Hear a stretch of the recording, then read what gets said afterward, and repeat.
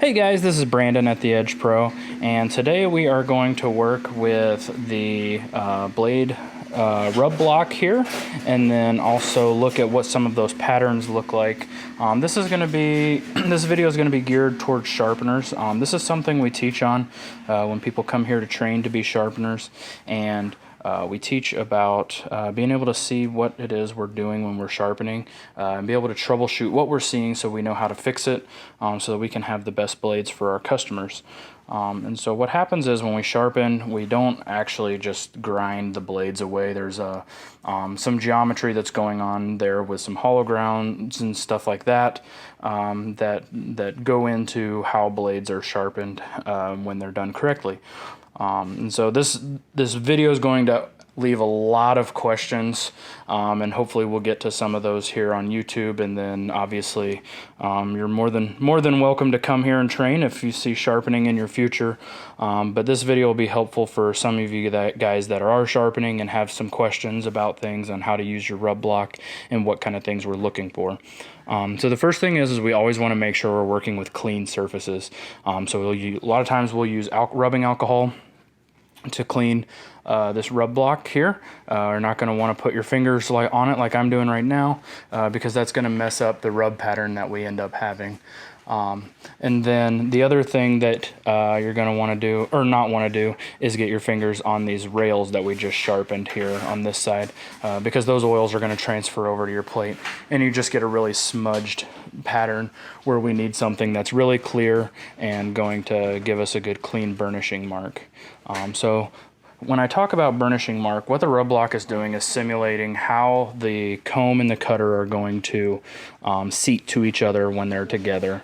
And so what that pattern, the important part of what that pattern should be is going to be that the tips of all of the teeth, let's see if I can, right there looks to be our best bet. You see how those tips are all dark right there like that?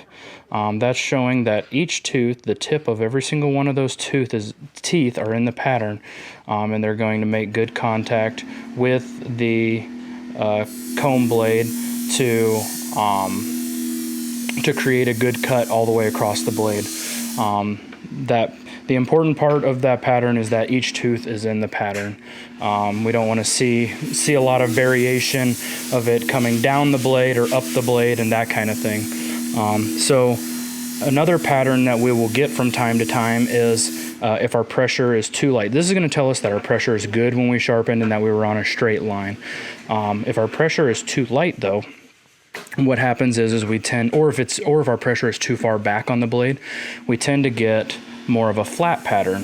And so if you can visually picture the rub block being flat, and if our cutter that we just sharpened had light pressure and is flat, it should be burnished almost everywhere. And as you can see, that dark pattern comes all the way down the tooth, almost all the way across the blade, and that's going to be showing us that our pressure was a little bit light there on that. So we can increase our pressure or make sure that our pressure is in the correct place up here over that front rail coming straight down over the center, so that we make sure we have good set in our blades. Our last blade, we kind of did this for fun just to see there's a lot of intricacies that go on with sharpening, making sure that you're coming down to the plate correctly and coming off of the plate correctly. Sometimes that can be messed up, and when that does, you'll see damage beyond the sharpened surface. And so if we see here, we have a really nice pattern, but if you look kind of on that left side, see those last 4 or 5 teeth, how they flare in the light like that? What happened is, let's see if I can get a different angle on that. There it is. So you can see that silver line on those last 4 or 5 teeth there. What that is damage where those tips were damaged either when I came down to the plate or came off of the plate. And that blade right here isn't going to work right here where all these damages are. And there might be a couple on one of these 2 teeth as well. It's kind of a little bit tough to tell here. Over there we go. We can see it really good right there. So it looks like the last 5 teeth there.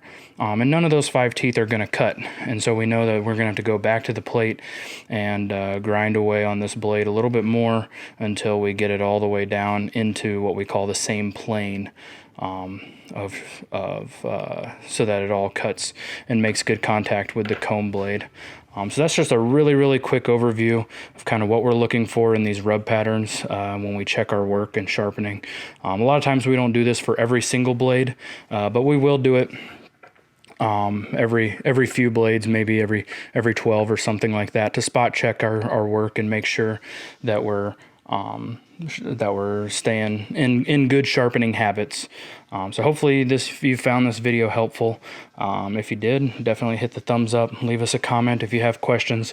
Like I said, this video is probably going to cause more questions than answers for a lot of people, but feel free to ask those questions. We'd be happy to help. Thank you for listening.